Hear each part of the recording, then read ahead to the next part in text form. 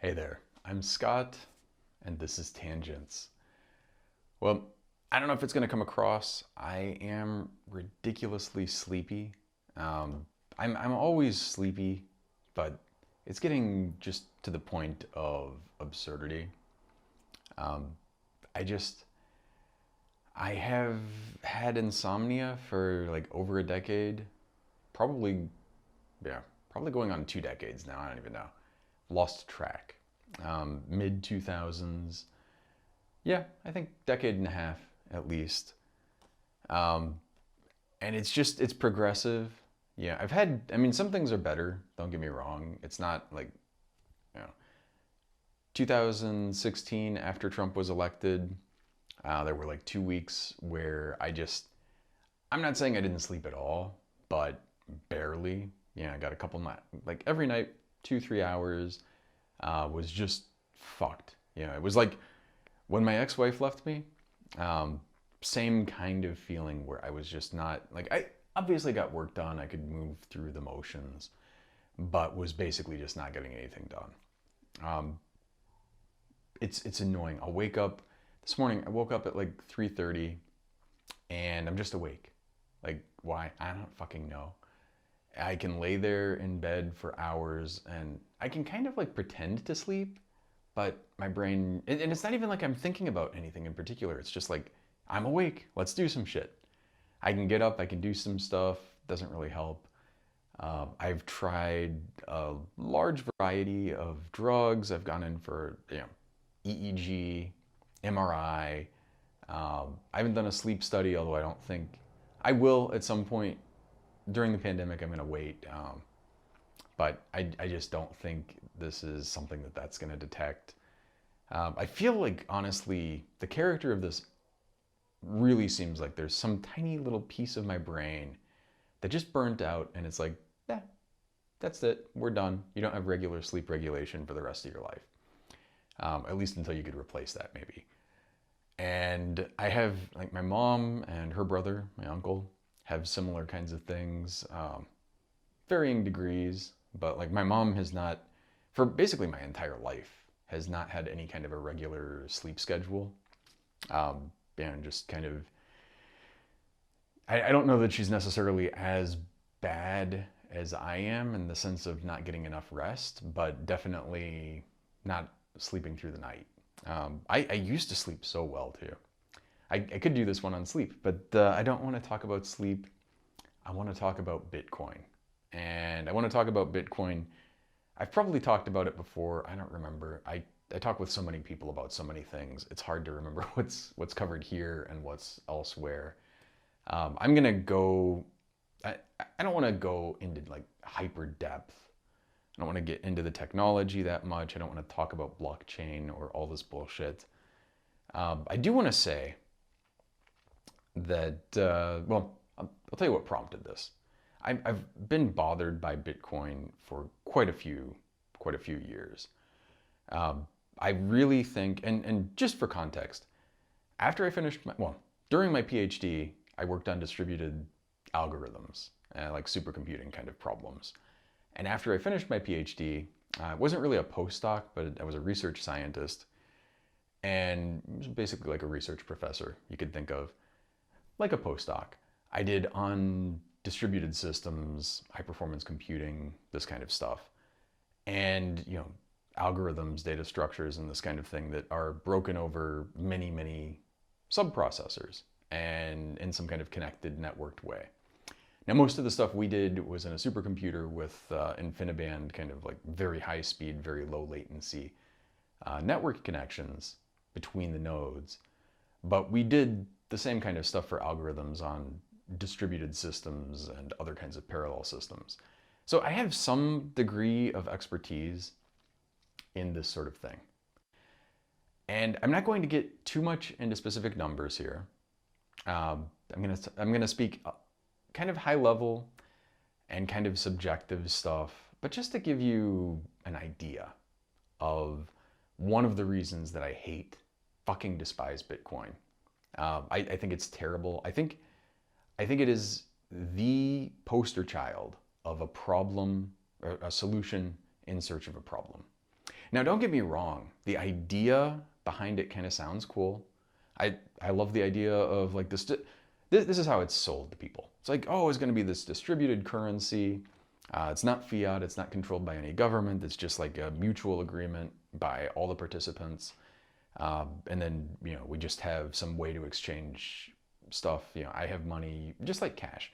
I have money, I can give it to somebody. Now, the details, incidentally, you'll have some people who talk about how it's completely private, and it can kind of be. Then you also have other people who talk about how it's completely traceable, and it kind of can be. The fact that you have these two things which are in contradiction to one another, used as selling points for it should be, I would say, kind of a red flag, When you start having people talk about something and they're like, oh, it does this and it does that, and these things are mutually incompatible, a little flag should be raised. A little bell should go off in your head, like, bullshit detectors, like, your meter's going. But moving forward from that, idea sounds pretty decent. I totally agree. The concept is a little weird. And part of the concept is we have this distributed system. The way that it works essentially is that, and I'm very, very high level here. Broad strokes. I don't want to get into the details too much, but you have people who are miners, like mining stuff. They have systems, and the systems are basically searching this large space, effectively for cryptographic keys. So for solutions to some mathematical problem. They're spending a lot of compute effort, a lot of compute effort finding these solutions. And it's something that's getting exponentially harder over time. So early on, when Bitcoin was first developed, finding these solutions was pretty easy. You could do it in a very short amount of time on fairly small, simple hardware. As time progresses, fewer and fewer of these things are found per unit of compute time, which means that you have to put more and more compute effort in. Compute effort, incidentally, equals energy, equals power. And that's important here. So you're spending a shit ton of power to solve these things. And the idea, of course, is that it's asymmetric in the sense that it takes a lot of effort to do this work and not a lot of effort to prove that you've done that work. So, you can find the solution, it's very hard. Once you have the solution, it's easy to validate. It's like a large prime factorization. Finding a large bicomposite number and factorizing it into two large primes, computationally hard, as far as we understand. Once you have those two numbers, anyone who can multiply numbers of that size together can just multiply them together very quickly and say, this is an answer. No, this is not. But that's only part of the thing. So each one of those is effectively like finding the coin, or finding a coin. Now, once you've got them, you've got these things that you can transfer around. And part of the architecture is they have this thing called a distributed ledger. And this ledger is essentially a consensus piece of almost like a spreadsheet that keeps track of who has made what transactions, who has found what, who has transferred them to whom, and so on. And so this is something that everyone is kind of holding on to in the network.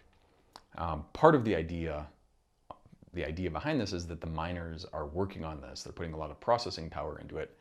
And in the process of that and the mining, they are getting rewarded by getting some amount of coins out of it. So they're making money in that way. Now, if you look at the actual numbers, the amount of energy that they're putting in actually exceeds the amount of value that they're getting out. So it's, the whole system, honestly, I think is fucked. I mean, even if you accept the idea that, it'd be awesome if you had this distributed electronic currency that doesn't require any kind of government or anything like this, and you just want to have me be able to pass you bills just like it's cash. I think that's actually a decent-ish thing. I think you probably find a lot of people that think that sounds great. But Bitcoin doesn't quite work like that. It's one of the things about it. It does have this problem where it's kind of like a, Schrodinger's e-currency, and that whoever's describing it, even the same person, will change the story. It's funny and frustrating to see. Okay, I'm getting notifications. It's I need to figure out an easy way to turn those off without breaking everything. I'll figure that out at some point. Anyway, it's a nice idea, but the way that Bitcoin works is basically you have a lot of people putting in not only a huge amount of compute effort, but an ever increasing amount of effort to find fewer and fewer coins and to maintain this distributed ledger. And the thing that's crazy about this is that when you look at the power requirements, it is absolutely obscene. Now, granted, you can't quite tease these things apart and say like each transaction actually costs this much energy. You can't even really say how much power the network is using, although the network is using like more than a small country worth of power for sure. We have a very high confidence lower bound on what it's using, and it's a shit ton. It is an absolutely gargantuan, obscene amount of power. Now, each transaction, and this was as of 2020, so I think the middle of last year, this has gone up since then. And this is the thing, this is all monotonically increasing.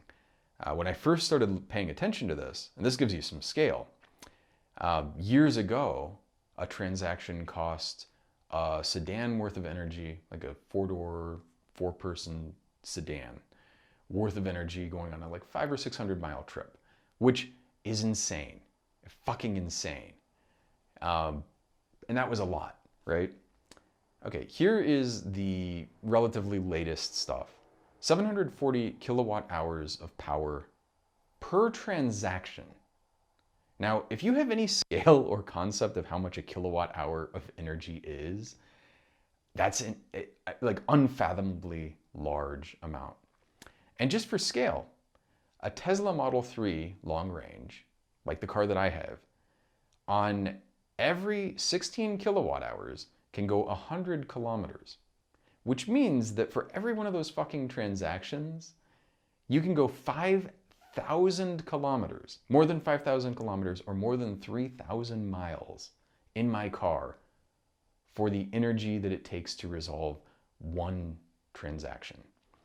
The transaction throughput in this system, which is, of course, insanely energy inefficient. Like, it's like talking about how much money $1 billion is. You really have trouble even conceiving of how much this is. Compared to, I'll get back to what I was about to say, but compared to, say, Visa. Visa has a global network, and they can very quickly, like order of tens of milliseconds or less, resolve a transaction, determine if there's enough money in your account, if they can apply the charge, and then it is globally consistent rather, which means they apply the transaction, it is checked that you have the money and updated so you can't do another transaction immediately and take out the same money twice. All of that stuff is done in tens of milliseconds, maybe even faster. Most of that is like network travel time. In a small number of distributed clusters that are relatively tightly coupled, but not that tightly. And it's done for just a negligible amount of energy. Say pessimistically, like worst case scenario, 6 or so orders of magnitude less than that Bitcoin transaction. Probably less than that. That's probably exaggerating how much it is. But if you want to be really generous and put Bitcoin in the best possible light, 6 orders of magnitude more energy per transaction than Visa. And again, I understand, like, you don't like Visa, you don't like a big corporation or conglomerate of corporations doing stuff. In terms of efficiency and proof of this kind of global distributed ledger kind of thing, that works really well. Now it's not the only way to do it, but having a set of clusters that use fairly standard database like sharding techniques and all of these kinds of distribution techniques, that works well, it's understood, and it can be done for a tiny amount of power, tiny amount of compute resources, and it can be done with very high levels of security and trust and confidence today without doing anything weird. Bitcoin, and also they're doing millions of those transactions per second, resolving them concurrently. Everything works, done. Bitcoin, in contrast, the entire Bitcoin network today can do not even like 10 transactions per second. That is the throughput limit. Now, to think about that, if this was an actual, I mean, just imagine if you were going to try to use this as a currency.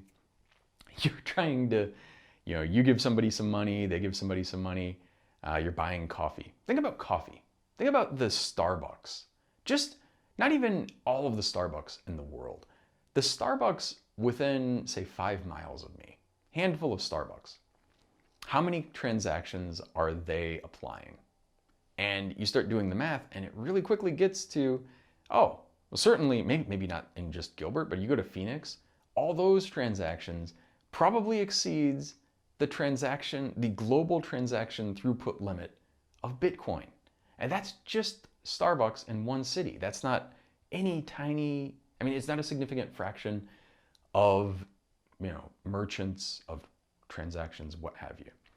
So it is fucking insane and dumb. I'm sorry, there's no positive argument for it. There's just not. Now, there's also, and I talk about solution in search of a problem. This distribution thing, we have good ways of doing it. This is not that. Even if you're going to do like a peer-to-peer network kind of thing, there are much more efficient ways to do this kind of a global transaction ledger.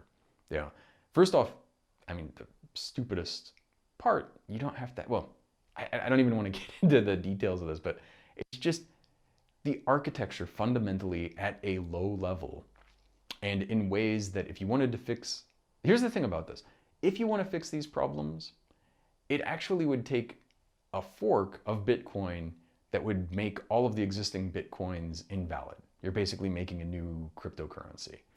So yeah, I understand Bitcoin has name recognition, but it's fundamentally broken, and it's fundamentally worse than just broken. It's not really fixable in principle. Now the distribution, the one thing that I can kind of see is an argument for a distributed network like this is if you were trying to say, do transactions over distances with significant light travel time. The problem is Bitcoin doesn't work that way. If you tried to have like even just solar system scale Bitcoin, the latency in the network would end up slowing everything down. It's not designed to scale in a way that works with long travel times. So the one thing that I can think of that even remotely makes sense for something like a Bitcoin doesn't work for it. And if you start using it, you're like, oh, well, we're going to just add an extra layer to it. And then pretty soon you've just reinvented, what Visa does, but you're doing it with a much more complicated approach, needlessly, much more energy intensive approach, needlessly, and so on. So it's just crazy. Now, on top of this, so you can't use this many transactions per second. So one of the ways that people kind of Schrodinger this is some people will say, oh, well, it's this great currency. And then people say, oh, no, it's not a currency, it's a commodity. Okay, commodity you can kind of argue. Currency, it is not. It is not a viable currency. And I'll tell you why.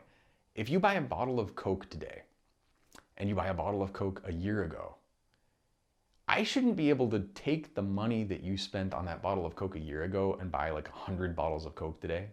I'm not sure if that's exactly the right scale, but it's unstable. It's not just growing, it's rapidly fluctuating, but also with this growth, I mean, it's an insane hyperinflation kind of thing. Even if you had a way to fix this throughput issue, which you don't, you just fundamentally don't. There's no way to do it. Other than, again, this extra layer on top of it, in which case you're just building something else, and why not just use that something else? But if you had a way around it, it's not usable as a currency in any real way. Now, people try to get around this. They're like, oh, well, this is the unstable period, and in 10 or 20 years, and they've been saying this for like 10 or pretty much since the beginning of Bitcoin, they've been saying this. So good luck with this happening, but eventually it'll become stable. My fucking ass, it will. This is just like, I really believe the entire thing is entirely based on FOMO, fear of missing out. People look at it and they're like, oh, well, my friend John had one of these mining rigs 20 years ago or however long ago it started. And, you know, in a very small amount of time got these things, and now it's worth hundreds of thousands of dollars. Worth is a, you know, questionable term, but, you know, you can exchange it today for that much. It sounds good, and you keep seeing the stuff go up, and then people keep jumping on the bandwagon, which keeps driving it up. But it is essentially, I mean, to call it a pyramid scheme, I think would not be inaccurate. It's like a Ponzi scheme kind of thing. The whole thing is built on people looking at the thing growing and saying, I want to get on board with that. It's, you know, I've used the tulip analogy before, and I think it is. Now, it's lasted longer, but I do believe at one point in the future, it will come crashing down. Now, you want to treat it as a commodity. Even as a commodity, and if you want to, okay, kind of technically it is. The problem is, if you're mining gold, you know, not the most environmentally friendly thing in the world, but mining gold, it's not as bad as some things. But when you're doing that, it does take some energy to extract it from ore and, you know, refine it and all this kind of stuff. But once you put that energy in, you've got your gold, and you can just hand it to people, right? It doesn't cost any additional energy or negligible amount of additional energy to transfer it. Bitcoin, once you've mined it, still costs ridiculous amounts of energy to keep exchanging it. And if that stuff stops working, like people stop doing that stuff, the whole network stops working. So it's like, you know, you will get people who make arguments like, oh, well, it's not technically the distributed ledger that's costing this. Yeah, but if you take the part out that is costing the energy, then the whole thing doesn't work, which means that it is kind of, you know, like you want to say, you know, well, it's true that you're not technically using the water that you drink to do this, but if you stop drinking the water, you're going to fucking die. You know, if you have several inputs and you have several outputs, and if you turn off those inputs, you kill the outputs. Now, are you going to say that those inputs don't matter? Are you going to say that they don't? That's not necessary. That's not exactly what's doing it. It's not really defined in a reasonable, rational way. You can't claim that that energy that's going in isn't necessary for the transactions, because you take the energy away, the transactions don't work. So yeah, I do think it is fair to say that these numbers that I just gave you, 741 kilowatt hours of energy per transaction. Now, I mean, again, unfathomable amount. The whole network using a crazy amount of energy. I've got people telling me, you know, well, Scott, it's not the amount of energy that you use. And again, this is a total bullshit, stupid, asinine claim. The total amount of energy that you use matters. And you can prove this because at a certain point, if you use too much energy, even if that energy is utterly free and has no environmental impact to turn it into a useful form, the energy is going to eventually become heat. Whatever you do with it, it will be released as heat.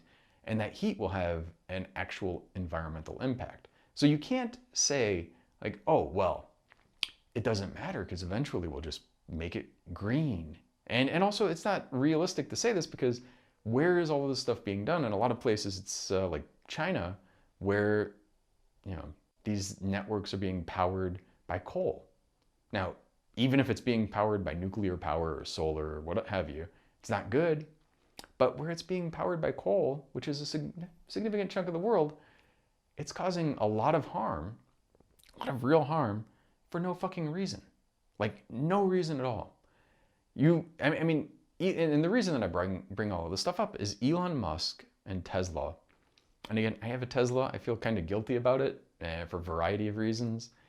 And this is definitely not making me feel great about my purchase.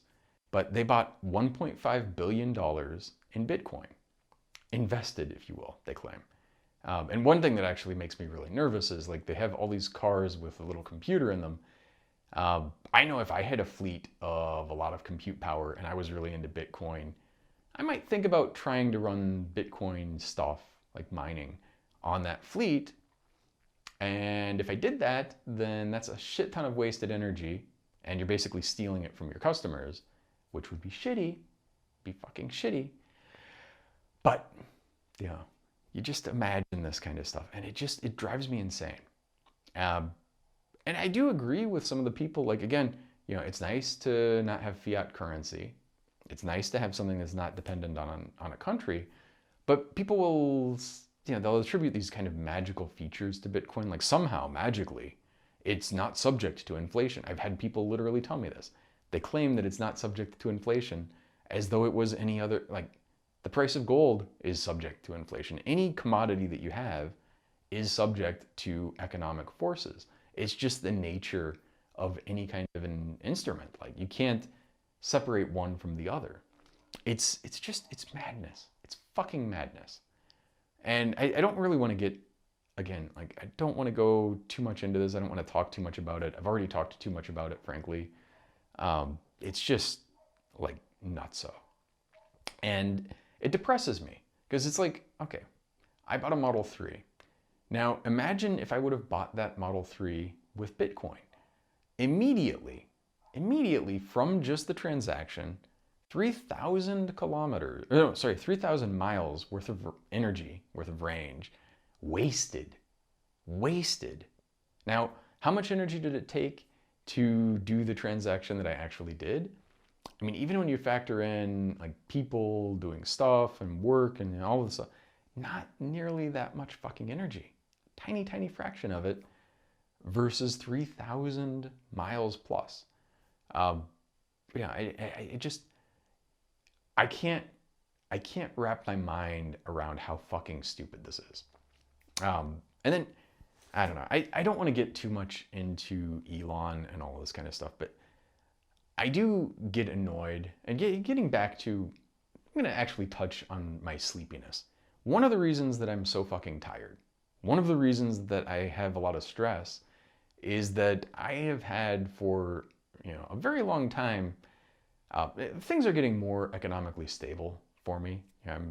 I haven't had to go without a paycheck for a little while, but I, for years, was not guaranteed that I would get paid for a long time. And in fact, you know, there was a time early on where like I went years without really getting any kind of paycheck, you know, or being able to pay myself. Was just kind of scraping by and living on help from my sister and, you know, some savings that I had, but that was pretty much it. Which, you know, it's one of these things. I'm very fortunate to have had that, but it also makes me annoyed whenever I see people talk about, oh, well, you should just, you know, poor people, why don't you just be entrepreneurs? You know, I was very fortunate and privileged to have those resources. Elon Musk, a little more privileged, a little more fortunate, let's just say. But most people, not even what I had, and then they're stuck. And if they had a kid or something, what the fuck are they gonna do? So it bothers me a little bit to see somebody, you know, and then there's this whole mythos about how great the guy is. I mean, I don't know. I just fucking irritates me. Really just deep to the core. And again, I love certain things about Tesla, although I will say there's a lot of bullshit in the Tesla stuff. Yeah, before I got my Model 3, I watched a lot of videos. I knew what I was getting into. I knew the full self-driving was not that great. Get on, you know, I've gotten some experience with it. And full self-driving, of course, is like, it's an aspirational title. It's nowhere near that now. Even if you look at the betas, which are supposed to be full self-driving now, they seem much better than what I have in my car, but they're not perfect, and they definitely are not full self-driving by any means or stretch of the imagination. But I get in these fucking YouTube videos where people are talking about this stuff, and even some of these guys who are like YouTube people whose channel is built on talking about Tesla, they're sitting there going like, well, you know, my wife hates full self-driving or hates the auto drive or autopilot. And, you know, we just never use it because of blah, blah, blah. And then you get in the credits. You get in the comments section and there's somebody going like, oh, well, I use it all the time. It's perfect. It's awesome. Like, dude, you're fucking insane. Like, literally insane. You're living in a fantasy world. It is pretty nice on the freeway most of the time.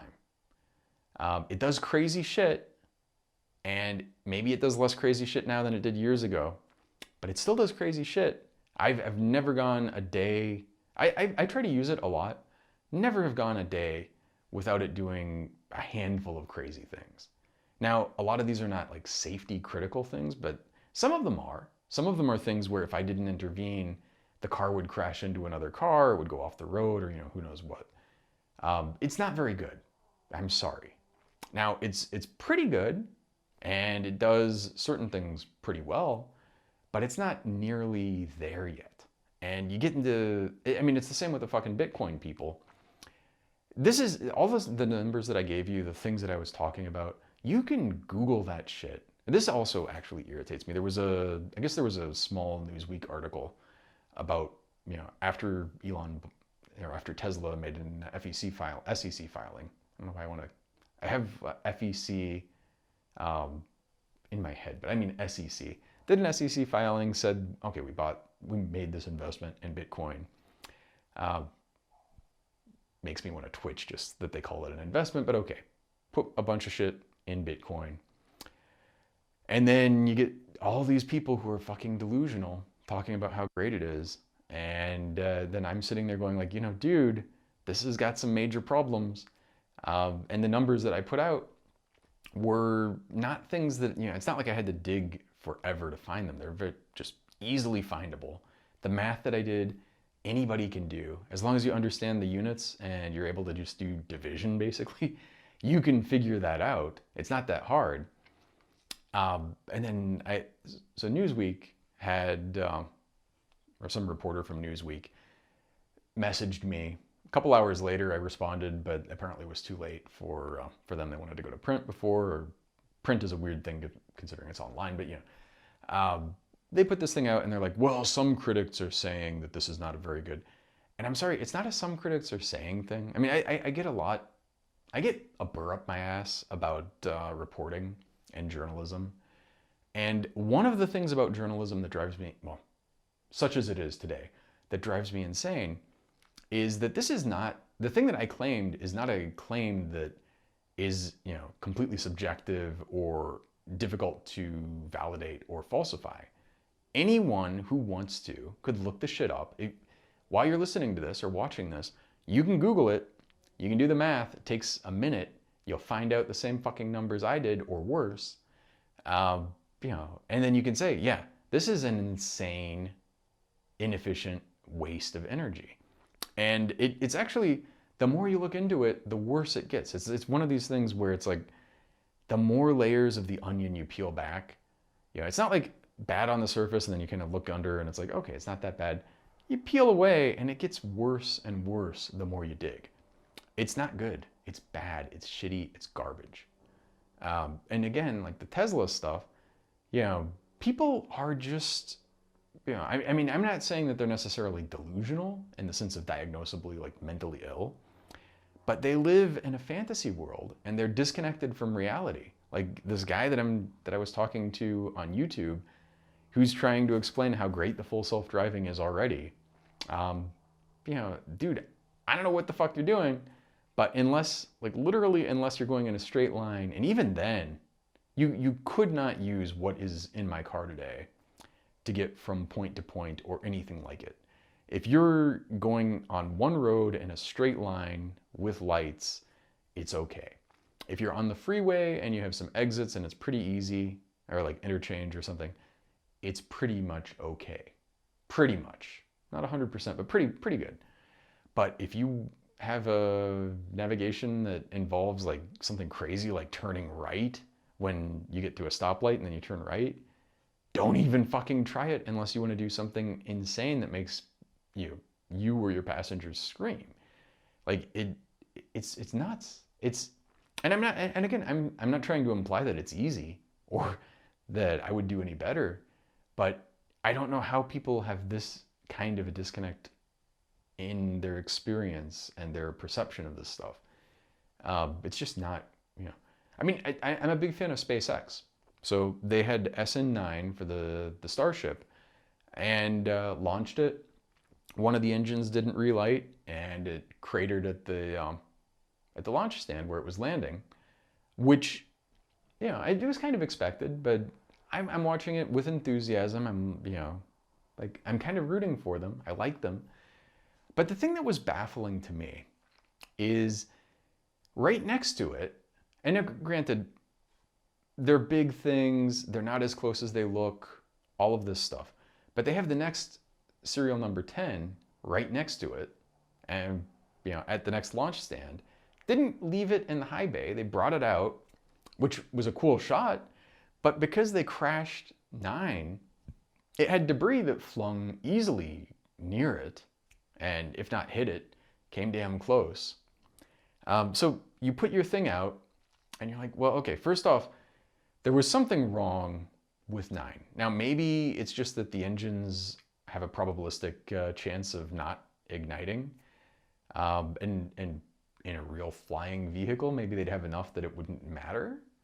Although I don't know that I would want to land on something that absolutely needs 2 of the engines to light and to work, and has a problem where like 1 in 3 isn't going to work. Just statistically, it's like it's a little unnerving. I'm sure that'll get better in time, but it's, at the moment, didn't give me a lot of confidence. But this thing is rolled out to the pad. Other ones at this other pad next to it, goes up, comes down, beautiful flight, except crashes, explodes, flings stuff, and now 10 probably needs some work to figure out whatever was wrong with the engine and fix it.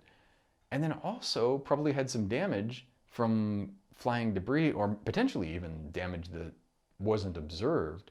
You could imagine small little bits of shit flinging and hitting something could actually be a pretty big thing. So it was like, I get some of the stuff about the dude, some of the stuff that he's done, it's cool, and some of it's lucky, but there's a certain just, I don't know, level of stupidity that irritates me. And I do understand, like, it's much easier to criticize somebody than to do something. But it does bother me that people have this almost godlike view of this asshole, and yet he does stupid shit. The Boring Company, I don't even want to get into that, but in Vegas, they're setting up this thing, which is basically like Tesla, literally called Teslas in Tunnels. They're digging tunnels, and then they have Teslas driving around in it. They've basically reinvented a shittier version of a subway. And shittier in the sense also that the Teslas have batteries on board. Now, I've played with enough batteries to respect them. Now, I will say this, when you have the proper electronics, the proper controls and all this kind of stuff, having lithium ion, lithium polymer batteries burst into flames is not like a high probability event, but it does happen. And if it happens in a tunnel and there's no escape, you're gonna cook a bunch of people, or poison them with gas. You're not gonna have that end well. In contrast, if you have a tube, like a subway, a metro, that thing is powered through the tracks and overhead cables, and that means that you can, if you have some kind of an electrical fire, you can just cut the power, and the ignition source is gone instantly. And then also there's not a bunch of fuel sitting there in the form of a bunch of batteries that can all ignite and light the adjacent ones. So it's just nuts. It irritates the shit out of me. You look at the throughput on that thing, and again, I don't want to get into a huge analysis of it, but compared to a train, it's terrible. And it just doesn't scale. You have many single points of failure, and any one of them fucks up, and the whole system gets bogged down, and you're stuck in a Tesla in a tunnel, which is not really exciting. I don't know about you, even if there's no flames, I don't want to be stuck in a car in a tiny tunnel. And these tunnels also are very small. They're just bigger than the car.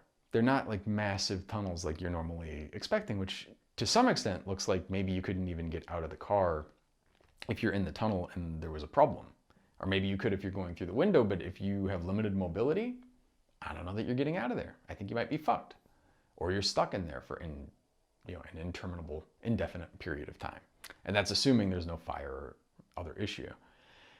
Anyway, though, I don't want to get too much further into this. I don't want to, just talking about how bad Bitcoin is, it irritates me because it's one of these things that just, I don't know. I wish people had better judgment. I wish people were rewarded more for good judgment and kind of punished a little bit for shitty judgment. I hate the fact that mining Bitcoin 10 years ago did pay off. It's undeniable. If you cashed out today, you made a shit ton of money. That the core essence of that FOMO has some grounding in truth. Now, I do think still, just like Uber, I think eventually is going to come crashing down. But tons of people made a lot of money in the meantime. Now they're making that money off of other people and off of a big environmental impact. But they're sucking some stuff out of the system. It's something. Anyway, I'm actually. Sometimes I get so frustrated with things that I almost not just become apoplectic, but almost like, go blind. Like I can't focus or think. I'm just so irritated with how stupid this is. And the fact that someone with the resources that this man has and the following that he has is doing shit like this and causing so much harm. I mean, it's just fucking like so easy to do something better. Tesla, in principle, this is another thing actually, and I'm not going to get into the numbers of this, but I did the math, and you can do this too. It's harder to figure out how many Teslas are out there, but for Model 3s, it's only a few 100,000 have been sold, which is kind of surprising. Or Model S rather. Model 3, last year they did 500,000-ish, I think.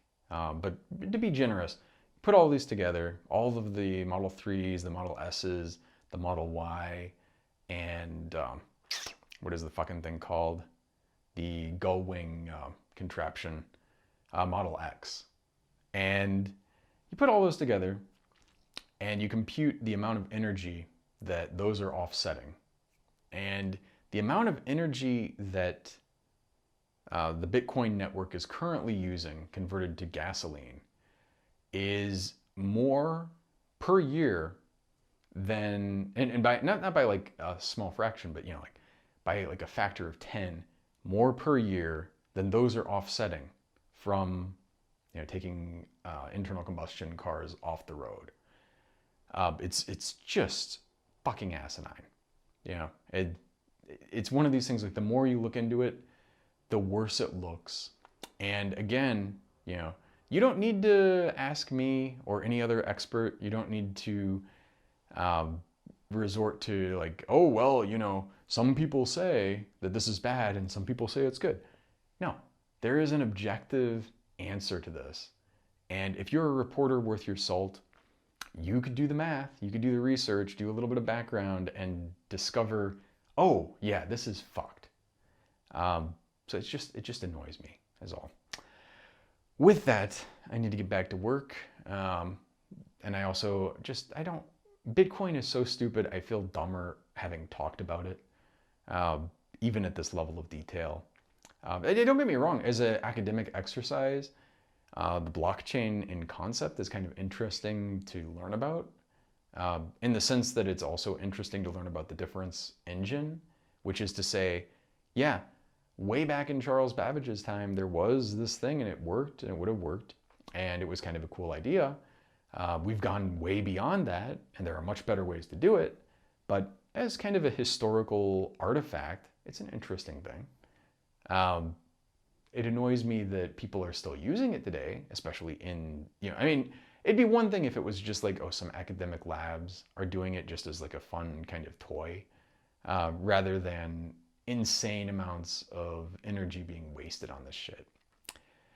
But I always try not to feel too like talk radio-y here.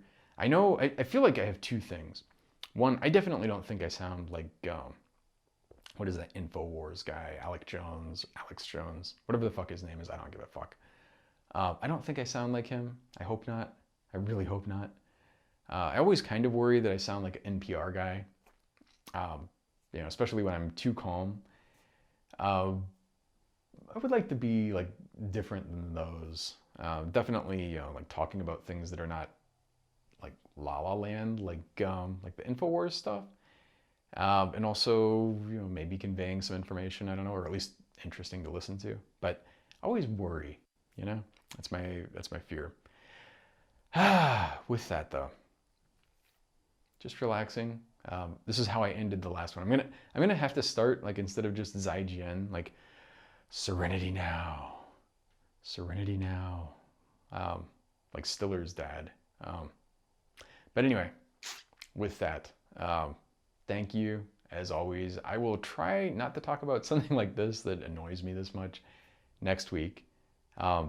Incidentally, a couple weeks ago I did this one on incels, and I got more views by like a factor of 10 on YouTube for that than all of my other videos that are up there. I'm sure it's just that there are a bunch of incel assholes that are up there like, just waiting to be bothered by stuff. And also the thing about it was I didn't really, like, I'm not attacking you guys. God, okay. I'm gonna take a minute just to talk about this because I had some dude in the comments there come and he's like, oh, you're just blaming the victim. Yeah, like, I'm sorry, wait, motherfucker. Blaming the victim is what people use when they're talking about someone who was raped and they're like, oh, well, she was raped because she was wearing a short skirt or something like that. That is blaming the victim. That is blaming the victim. You not getting laid is not, like me saying, oh, why don't you work on yourself instead of focusing on this shit? That's not blaming the victim. Like, the fact that you even see yourself as a victim is ridiculous, And I think it's part of the problem. I mean, you could tell from the interaction I had with this dude, I'm like, yeah, I'm not shocked that you're not getting laid, dude, because all this stuff, all this energy that you have, it's pissing me off and it's leaving a very bad impression. And, I can imagine any woman that's talking to you is going to get that and go like, ew, like the vag is all dried out and like, ooh, God, like just blows away into dust, It's, I'm sorry, I find the term funny, I'm sorry. But, it's not, I'm sorry, I'm not trying to blame the victim. I'm trying to tell you, you are kind of part of the problem. And also, even if you imagine there was something fundamentally wrong with you that makes you unfuckable, which I don't think is the case. I mean, you look at it, most people tend to be able to find somebody at some point. But even if there was such a thing, the fact, like part of the thing is that you're making that your whole fucking identity rather than, oh, this is just like lots of people don't get to fly in rocket ships. That doesn't mean that you're a victim of, not being able to fly in a fucking rocket. And again, I'm not saying, like having sex is anywhere near that. Having sex is something that, again, most people have done historically. All of your ancestors have had sex at least once, probably.